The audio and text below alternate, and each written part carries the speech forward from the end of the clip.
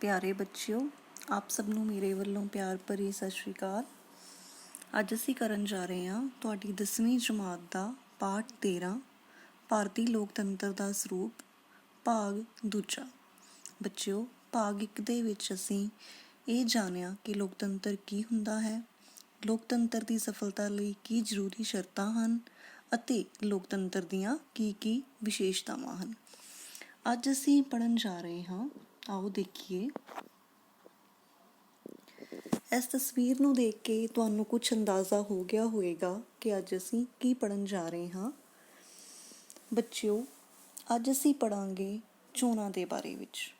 ਜੋ ਇਹ ਤਸਵੀਰ ਤੁਸੀਂ ਦੇਖ ਰਹੇ ਹੋ, ਲੋਕ ਆਪਣੇ ਵੋਟਰ ID ਕਾਰਡ ਦੇ ਨਾਲ ਖੜੇ ਹਨ। EVM ਮਸ਼ੀਨ ਦੀ ਫੋਟੋ ਬਣੀ ਹੈ। ਇੱਥੋਂ ਸਾਨੂੰ ਪਤਾ ਲੱਗਦਾ ਹੈ ਕਿ ਭਾਰਤ ਵਿੱਚ ਚੋਣਾਂ ਕਿਸ ਤਰ੍ਹਾਂ ਕਰਵਾਈਆਂ ਜਾਂਦੀਆਂ ਹਨ। ਬੱਚਿਓ, ਪਹਿਲਾਂ ਕੀ ਹੁੰਦਾ ਸੀ ਕਿ ਸਾਰੇ ਹੀ ਜਿਹੜੇ ਲੋਕ ਨੇ ਉਹ ਕਾਨੂੰਨ ਨਿਰਮਾਣ ਵਿੱਚ ਹਿੱਸਾ ਲੈਂਦੇ ਸੀ, ਲੇਕਿਨ ਜਨਸੰਖਿਆ ਦੇ ਵਧਣ ਦੇ ਕਾਰਨ ਔਰ ਖੇਤਰ ਦੀ ਵਿਸ਼ਾਲਤਾ ਦੇ ਕਾਰਨ ਦੇਸ਼ ਦੇ ਵਿੱਚ ਪ੍ਰਤੱਖ ਲੋਕਤੰਤਰ ਦੀ ਸਥਾਪਨਾ ਕਰਨਾ ਅਸੰਭਵ ਹੋ ਗਿਆ ਹੈ। ਇੱਕ ਦੇਸ਼ ਦੇ ਲੋਕ ਇੱਕੋ ਥਾਂ 'ਤੇ ਇਕੱਠੇ ਹੋ ਕੇ ਕਾਨੂੰਨ ਨਹੀਂ ਬਣਾ ਸਕਦੇ। ਇਸੇ ਲਈ ਅੱਜ ਕੱਲ੍ਹ ਰਾਜ ਦਾ ਹਰ ਨਾਗਰਿਕ ਆਪਣੇ ਆਪਣੇ ਪ੍ਰਤੀਨਿਧਾਂ ਰਾਹੀਂ ਕਾਨੂੰਨ ਬਣਵਾਉਂਦਾ ਹੈ ਅਤੇ ਉਹਨਾਂ ਦੇ ਰਾਹੀਂ ਹੀ ਸ਼ਾਸਨ ਕਰਦਾ ਹੈ। ਪਿਆਰੇ ਬੱਚਿਓ, ਆਓ ਦੇਖੀਏ ਚੋਣ ਪ੍ਰਣਾਲੀ। ਸਾਡੇ ਕੋਲ ਦੋ ਤਰ੍ਹਾਂ ਦੀਆਂ ਚੋਣ ਪ੍ਰਣਾਲੀਆਂ ਹਨ। ਪਹਿਲੀ ਚੋਣ ਪ੍ਰਣਾਲੀ ਹੈ ਪ੍ਰਤੱਖ ਚੋਣ ਪ੍ਰਣਾਲੀ। ਪ੍ਰਤੱਖ ਚੋਣ ਪ੍ਰਣਾਲੀ ਦੇ ਵਿੱਚ ਜਿਹੜੇ ਵੋਟਰਸ ਹੁੰਦੇ ਨੇ, ਮਤਦਾਤਾ ਹੁੰਦੇ ਹੈ, ਉਹ ਆਪ ਪ੍ਰਤੱਖ ਰੂਪ ਵਿੱਚ ਪੋਲਿੰਗ ਸਟੇਸ਼ਨ 'ਤੇ ਜਾ ਕੇ ਆਪਣੀ ਇੱਛਾ ਦੇ ਅਨੁਸਾਰ ਆਪਣੀ ਪਸੰਦ ਦੇ ਉਮੀਦਵਾਰ ਨੂੰ ਵੋਟ ਪਾ ਕੇ ਆਪਣਾ ਪ੍ਰਤੀਨਿਧ ਚੁਣਦੇ ਹਨ। ਜਿਵੇਂ ਕਿ ਤੁਸੀਂ ਆਪਣੇ ਘਰਾਂ ਵਿੱਚ ਵੀ ਦੇਖਿਆ ਹੋਵੇਗਾ ਕਿ ਤੁਹਾਡੇ ਪੈਰੈਂਟਸ ਨੇ, ਤੁਹਾਡੇ ਗ੍ਰੈਂਡ ਪੈਰੈਂਟਸ ਨੇ, ਤੁਹਾਡੇ ਰਿਲੇਟਿਵਸ ਨੇ, ਉਹ ਵੋਟਾਂ ਪਾਉਣ ਲਈ ਜਾਂਦੇ ਹਨ। ਭਾਰਤ ਵਿੱਚ, ਇੰਗਲੈਂਡ ਵਿੱਚ, ਅਮਰੀਕਾ, ਜਰਮਨ, ਫਰਾਂਸ, ਇਹਨਾਂ ਦੇਸ਼ਾਂ ਦੇ ਵਿੱਚ ਲੋਕ ਜਿਹੜੇ ਹੈ ਉਹ ਪ੍ਰਤੱਖ ਚੋਣ ਪ੍ਰਣਾਲੀ ਦੇ ਨਾਲ ਵੋਟਾਂ ਪਾਉਂਦੇ ਹਨ। ਅਤੇ ਦੂਸਰੀ ਸਾਡੇ ਕੋਲ ਹੈ ਅਪ੍ਰਤੱਖ ਚੋਣ ਪ੍ਰਣਾਲੀ। ਅਪ੍ਰਤੱਖ ਚੋਣ ਪ੍ਰਣਾਲੀ ਵਿੱਚ ਲੋਕ ਆਪਣੇ ਜਿਹੜੇ ਪ੍ਰਤੀਨਿਧ ਹੁੰਦੇ ਹੈ ਸਿੱਧੇ ਤੌਰ 'ਤੇ ਨਹੀਂ ਚੁਣਦੇ। ਜਿਵੇਂ ਕਿ ਭਾਰਤ ਦੇ ਵਿੱਚ ਹੀ ਅਸੀਂ ਦੇਖਦੇ ਹਾਂ ਕਿ ਪਹਿਲਾਂ ਜਿਹੜੇ ਵੋਟਰਸ ਹੁੰਦੇ ਹੈ ਉਹ ਆਪਣੇ ਆਪਣੇ ਰਾਜਾਂ ਦੀਆਂ ਵਿਧਾਨ ਸਭਾਵਾਂ ਦੇ ਮੈਂਬਰ ਚੁਣਦੇ ਨੇ। ਫਿਰ ਇਹ ਵਿਧਾਨ ਸਭਾ ਦੇ ਜਿਹੜੇ ਮੈਂਬਰ ਹੁੰਦੇ ਹੈ ਇਹ ਰਾਜ ਸਭਾ ਦੇ ਮੈਂਬਰ ਚੁਣਦੇ ਹਨ। ਅਤੇ ਭਾਰਤ ਦੇ ਰਾਸ਼ਟਰਪਤੀ ਦੀ ਜਿਹੜੀ ਚੋਣ ਹੈ ਉਹ ਵੀ ਲੋਕਾਂ ਦੁਆਰਾ ਚੁਣੇ ਹੋਏ ਵਿਧਾਨ ਸਭਾਵਾਂ ਦੇ ਮੈਂਬਰ ਅਤੇ ਸੰਸਦ ਦੇ ਮੈਂਬਰਾਂ ਦੁਆਰਾ ਚੁਣੇ ਜਾਂਦੇ ਹਨ। ਇਸ ਤਰ੍ਹਾਂ ਰਾਜ ਸਭਾ ਅਤੇ ਰਾਸ਼ਟਰਪਤੀ ਦੀ ਜਿਹੜੀ ਚੋਣ ਪ੍ਰਣਾਲੀ ਹੈ ਉਹ ਅਪ੍ਰਤੱਖ ਚੋਣ ਪ੍ਰਣਾਲੀ ਹੈ। ਤਾਂ ਪਿਆਰੇ ਬੱਚਿਓ, ਇੱਥੇ ਤੁਹਾਨੂੰ ਸਮਝ ਆ ਗਿਆ ਹੋਵੇਗਾ ਕਿ ਚੋਣ ਪ੍ਰਣਾਲੀ ਦੋ ਤਰ੍ਹਾਂ ਦੀ ਹੁੰਦੀ ਹੈ, ਪ੍ਰਤੱਖ ਚੋਣ ਪ੍ਰਣਾਲੀ ਅਤੇ ਅਪ੍ਰਤੱਖ ਚੋਣ ਪ੍ਰਣਾਲੀ। ਹੁਣ ਅਸੀਂ ਦੇਖਾਂਗੇ ਭਾਰਤ ਵਿੱਚ ਚੋਣ ਪ੍ਰਕਿਰਿਆ। ਚੋਣ ਪ੍ਰਕਿਰਿਆ ਕੀ ਹੁੰਦਾ ਹੈ ਬੱਚਿਓ? ਜਿਸ ਤਰੀਕੇ ਦੇ ਨਾਲ ਦੇਸ਼ ਦੇ ਵਿੱਚ ਇਲੈਕਸ਼ਨਸ ਕਰਵਾਏ ਜਾਂਦੇ ਹਨ, ਚੋਣਾਂ ਕਰਵਾਈਆਂ ਜਾਂਦੀਆਂ ਹਨ, ਉਹ ਸਾਰੇ ਨੂੰ ਅਸੀਂ ਕੀ ਕਹਿੰਦੇ ਹਾਂ? ਚੋਣ ਪ੍ਰਣਾਲੀ। ਉਹ ਜੋ ਪ੍ਰੋਸੈਸ ਹੁੰਦਾ ਹੈ, ਪ੍ਰਕਿਰਿਆ ਹੈ, ਉਸਨੂੰ ਅਸੀਂ ਕਹਿੰਦੇ ਹਾਂ ਚੋਣ ਪ੍ਰਣਾਲੀ। ਭਾਰਤ ਵਿੱਚ ਜੋ ਚੋਣ ਪ੍ਰਕਿਰਿਆ ਹੈ ਉਹਦੇ ਕੁਝ ਕੁ ਸਟੈਪਸ ਨੇ ਜਿਨ੍ਹਾਂ ਬਾਰੇ ਆਪਾਂ ਇੱਕ ਇੱਕ ਕਰਕੇ ਜਾਣਕਾਰੀ ਹਾਸਲ ਕਰਾਂਗੇ। ਸਭ ਤੋਂ ਪਹਿਲਾਂ ਹੁੰਦਾ ਹੈ ਚੋਣ ਖੇਤਰ ਨਿਸ਼ਚਿਤ ਕਰਨਾ। ਚੋਣ ਪ੍ਰਕਿਰਿਆ ਦੇ ਵਿੱਚ ਸਭ ਤੋਂ ਪਹਿਲਾ ਕੰਮ ਹੁੰਦਾ ਹੈ ਚੋਣ ਖੇਤਰ ਨੂੰ ਨਿਸ਼ਚਿਤ ਕਰਨਾ।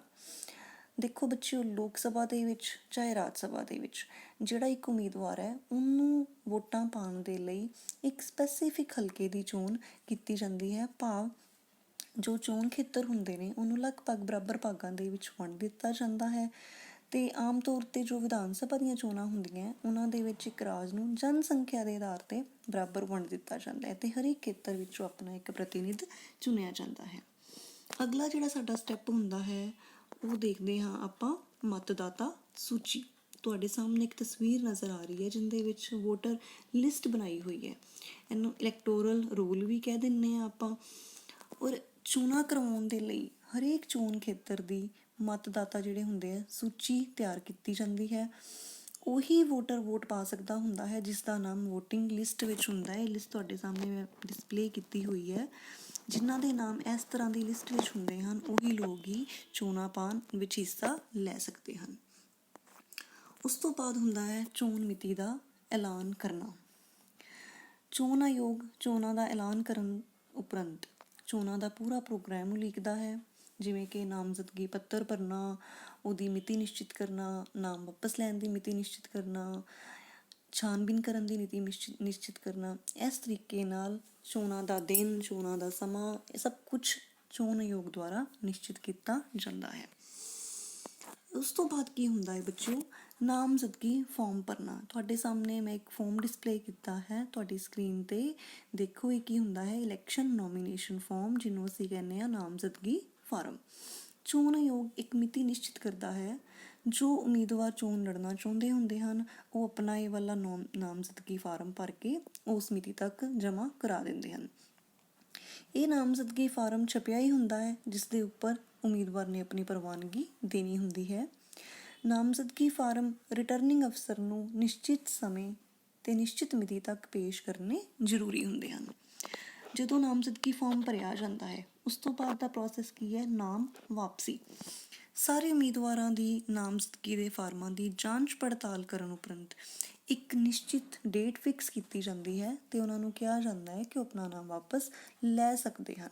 ਜੇਕਰ ਕੋਈ ਉਮੀਦਵਾਰ ਆਪਣਾ ਨਾਮ ਵਾਪਸ ਲੈਂਦਾ ਹੈ ਤਾਂ ਉਸਦੀ ਜਿਹੜੀ ਜ਼ਮਾਨਤ ਰਾਸ਼ੀ ਹੁੰਦੀ ਹੈ, ਜੋ ਨਾਮਜ਼ਦਗੀ ਫਾਰਮ ਭਰਨ ਦੇ ਵੇਲੇ ਉਹਨਾਂ ਨੇ ਪੇ ਕੀਤਾ ਹੁੰਦਾ ਹੈ, ਉਹ ਵੀ ਉਹਨਾਂ ਨੂੰ ਵਾਪਸ ਕਰ ਦਿੱਤੀ ਜਾਂਦੀ ਹੈ। ਜਦੋਂ ਨਾਮ ਵਾਪਸੀ ਦਾ ਪ੍ਰੋਸੈਸ ਕੰਪਲੀਟ ਹੋ ਜਾਂਦਾ ਹੈ, ਉਸ ਤੋਂ ਬਾਅਦ ਸਾਡੇ ਕੋਲ ਆਉਂਦਾ ਹੈ ਚੋਣ ਨਿਸ਼ਾਨ ਅਲਾਟ ਕਰਨਾ। ਤੁਸੀਂ ਦੇਖ ਰਹੇ ਹੋ ਤੁਹਾਡੇ ਕੋਲ BJP ਦਾ ਚੋਣ ਨਿਸ਼ਾਨ, ਆਪ ਦਾ ਚੋਣ ਨਿਸ਼ਾਨ, ਜਿਵੇਂ ਕਿ ਕਾਂਗਰਸ ਦਾ, BSP ਦਾ, ਇਹ ਸਾਰੇ ਚੋਣ ਨਿਸ਼ਾਨ ਤੁਹਾਨੂੰ ਦਿਖਾਏ ਗਏ ਹਨ। ਚੋਣਾਂ ਵਿੱਚ ਉਮੀਦਵਾਰਾਂ ਨੂੰ ਚੋਣ ਨਿਸ਼ਾਨ ਚੋਣ ਆਯੋਗ ਵੱਲੋਂ ਹੀ ਅਲਾਟ ਕੀਤੇ ਜਾਂਦੇ ਹਨ। ਰਾਜਨੀਤਿਕ ਜਿਹੜੇ ਦਲ ਹੁੰਦੇ ਹਨ, ਉਹਨਾਂ ਨੂੰ ਅਲੱਗ-ਅਲੱਗ ਰਾਜਨੀਤਿਕ ਦਲਾਂ ਨੂੰ ਅਲੱਗ-ਅਲੱਗ ਚੋਣ ਨਿਸ਼ਾਨ ਦਿੱਤੇ ਜਾਂਦੇ ਹਨ। ਉਸ ਤੋਂ ਬਾਅਦ ਬੇਟੇ ਜਦੋਂ ਚੋਣ ਨਿਸ਼ਾਨ ਵੀ ਅਲਾਟ ਕਰ ਦਿੱਤੇ ਜਾਂਦੇ ਹਨ ਤਾਂ ਅਗਲਾ ਪ੍ਰੋਸੈਸ ਹੁੰਦਾ ਹੈ ਚੋਣ ਮੁਹਿੰਮ। ਆਪਣੀਆਂ ਚੋਣਾਂ ਦਾ ਪ੍ਰਚਾਰ ਕਰਨਾ, ਉਮੀਦਵਾਰ ਕਿਸ ਤਰੀਕੇ ਨਾਲ ਲੋਕਾਂ ਨੂੰ ਆਪਣੇ ਵੱਲ ਖਿੱਚਦੇ ਹਨ। ਦੇਖੋ 2 ਤਸਵੀਰਾਂ ਤੁਹਾਨੂੰ ਦਿਖਾਈਆਂ ਗਈਆਂ ਨੇ, ਇੱਕ ਦੇ ਵਿੱਚ ਜਿਹਨੂੰ ਅਸੀਂ ਜਲਸਾ ਜਲੂਸ ਕਹਿ ਦਿੰਦੇ ਹਾਂ, ਤੇ ਜਾਂ ਅੱਜ ਕੱਲ੍ਹ ਇੱਕ ਹੋਰ ਬੜਾ ਵਧੀਆ ਤਰੀਕਾ ਹੈ ਪੋਸਟਰ ਚਿਪਕਾਉਣੇ। ਇਸ ਤਰੀਕੇ ਦੇ ਨਾਲ ਜਿਹੜੇ ਉਮੀਦਵਾਰ ਹੁੰਦੇ ਨੇ ਉਹ ਲੋਕਾਂ ਦੇ ਨਾਲ ਸੰਪਰਕ ਕਾਇਮ ਕਰਦੇ ਨੇ, ਘਰ ਘਰ ਜਾ ਕੇ ਵੋਟਾਂ ਮੰਗਦੇ ਹਨ, ਲੋਕਾਂ ਨੂੰ ਆਪਣੇ ਵੱਲ ਖਿੱਚਣ ਦੀ ਕੋਸ਼ਿਸ਼ ਕਰਦੇ ਹਨ। ਬੱਚਿਓ, ਜਿਹੜੀ ਚੋਣ ਮੁਹਿੰਮ ਹੁੰਦੀ ਹੈ, ਭਾਵ ਚੋਣ ਪ੍ਰਚਾਰ ਜਿਹੜਾ ਹੁੰਦਾ ਹੈ, ਇਹ ਵੋਟਾਂ ਵਾਲੇ ਦਿਨ ਤੋਂ 48 ਘੰਟੇ ਪਹਿਲਾਂ ਸਮਾਪਤ ਕਰ ਦਿੱਤਾ ਜਾਂਦਾ ਹੈ। ਜਦੋਂ ਚੋਣ ਪ੍ਰਚਾਰ ਵੀ ਕਰ ਲਿਆ, ਉਸ ਤੋਂ ਬਾਅਦ ਅਸੀਂ ਆਵਾਂਗੇ ਪੋਲਿੰਗ ਸਟੇਸ਼ਨ 'ਤੇ ਵੋਟਾਂ ਵਾਲਾ ਦਿਨ। ਦੇਖੋ ਤੁਹਾਡੇ ਨਾਲ 2 ਤਸਵੀਰਾਂ ਸਾਂਝੀਆਂ ਕੀਤੀਆਂ ਗਈਆਂ ਨੇ, ਪੋਲਿੰਗ ਬੂਥ ਦੇ ਬਾਹਰ ਦਾ ਦ੍ਰਿਸ਼ ਤੇ ਪੋਲਿੰਗ ਬੂਥ ਦੇ ਅੰਦਰ ਦਾ ਦ੍ਰਿਸ਼। ਬਾਹਰ ਤੁਸੀਂ ਦੇਖ ਰਹੇ ਹੋ ਕਿ ਲੋਕੀ ਲਾਈਨਾਂ ਵਿੱਚ ਖੜੇ ਹਨ ਤੇ ਆਪਣੇ ਵੋਟਰ ID ਕਾਰਡ ਹੱਥਾਂ ਵਿੱਚ ਲਏ ਹਨ, ਤੇ ਅੰਦਰ ਜਿਹੜਾ ਚੋਣ ਅਮਲਾ ਹੈ ਉਹ ਬੈਠਾ ਹੈ ਆਪਣੀ ਪੋਜੀਸ਼ਨ ਲੈ ਕੇ, ਤੇ EVM ਮਸ਼ੀਨ ਵੀ ਦਿਖਾਈ ਗਈ ਹੈ। ਚੋਣ ਆਯੋਗ ਵੱਲੋਂ ਹਰੇਕ ਖੇਤਰ ਵਿੱਚ ਮਤਦਾਤਾ ਦੀ ਸਹੂਲਤ ਦੇ ਲਈ ਅਨੇਕਾਂ ਮਤਦਾਨ ਕੇਂਦਰ ਵੀ ਸਥਾਪਿਤ ਕੀਤੇ ਜਾਂਦੇ ਹਨ, ਜਿੱਥੇ ਜਾ ਕੇ ਆਪਾਂ ਵੋਟ ਪਾਣੀ ਹੁੰਦੀ ਹੈ।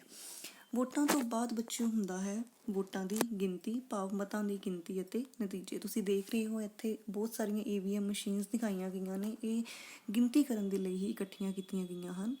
ਵੋਟਾਂ ਪਾਉਣ ਦਾ ਜਦੋਂ ਸਮਾਂ ਖਤਮ ਹੋ ਜਾਂਦਾ ਹੈ ਤੇ ਉਸ ਤੋਂ ਬਾਅਦ ਕੀ ਹੁੰਦਾ ਹੈ, ਜਿਹੜੇ VOTING ਮਸ਼ੀਨ ਹੁੰਦੀ ਹੈ ਉਹਨੂੰ ਸੀਲ ਕਰਕੇ ਰਿਟਰਨਿੰਗ ਆਫਿਸਰ ਨੂੰ ਦੇ ਦਿੱਤੀ ਜਾਂਦੀ ਹੈ, ਜਮ੍ਹਾਂ ਕਰਾ ਦਿੱਤੀ ਜਾਂਦੀ ਹੈ, ਤੇ ਫਿਰ ਇਹਨਾਂ ਵੋਟਾਂ ਦੀ ਬਾਅਦ ਵਿੱਚ ਇੱਕ ਨਿਸ਼ਚਿਤ ਸਮੇਂ ਤੇ ਨਿਸ਼ਚਿਤ ਡੇਟ ਤੇ ਗਿਣਤੀ ਕਰਨ ਉਪਰੰਤ ਜਿਸ ਉਮੀਦਵਾਰ ਨੂੰ ਸਭ ਤੋਂ ਵੱਧ ਵੋਟਾਂ ਪ੍ਰਾਪਤ ਹੁੰਦੀਆਂ ਹਨ, ਉਸਨੂੰ ਰਿਟਰਨਿੰਗ ਆਫਿਸਰ ਹੁੰਦੇ ਆ ਜਿਹੜੇ ਉਹ ਜੇਤੂ ਘੋਸ਼ਿਤ ਕਰ ਦਿੰਦੇ ਹਨ।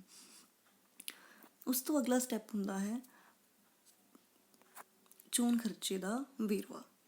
ਜਦੋਂ ਇਲੈਕਸ਼ਨਸ ਖਤਮ ਹੋ ਜਾਂਦੇ ਹਨ ਤਾਂ ਉਸ ਤੋਂ 45 ਦਿਨਾਂ ਦੇ ਅੰਦਰ ਅੰਦਰ ਚੋਣਾਂ ਵਿੱਚ ਖਰਚ ਹੋਣ ਵਾਲੇ ਧਨ ਦਾ ਵੇਰਵਾ ਚੋਣ ਆਯੋਗ ਨੂੰ ਦੇਣਾ ਬਹੁਤ ਜ਼ਰੂਰੀ ਹੁੰਦਾ ਹੈ।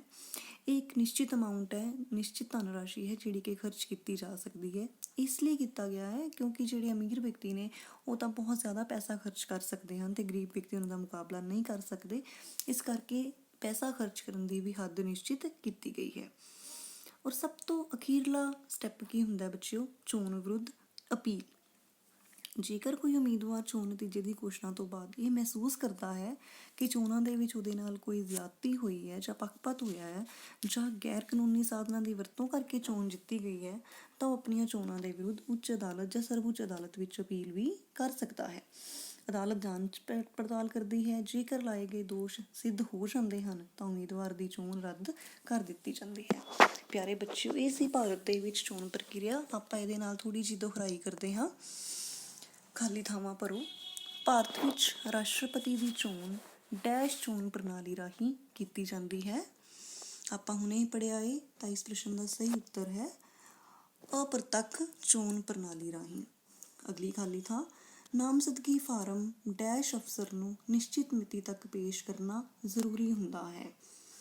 ਇਸ ਦਾ ਉੱਤਰ ਹੈ ਰਿਟਰਨਿੰਗ ਅਫਸਰ ਨੂੰ। ਚੋਣਾਂ ਵਿੱਚ ਉਮੀਦਵਾਰਾਂ ਨੂੰ ਚੋਣ ਨਿਸ਼ਾਨ ਡੈਸ਼ ਵੱਲੋਂ ਅਲਾਟ ਕੀਤਾ ਜਾਂਦਾ ਹੈ। ਹੁਣੇ ਹੀ ਪੜ੍ਹਿਆ ਸੀ ਕਿ ਕੌਣ ਅਲਾਟ ਕਰਦਾ ਚੋਣ ਨਿਸ਼ਾਨ?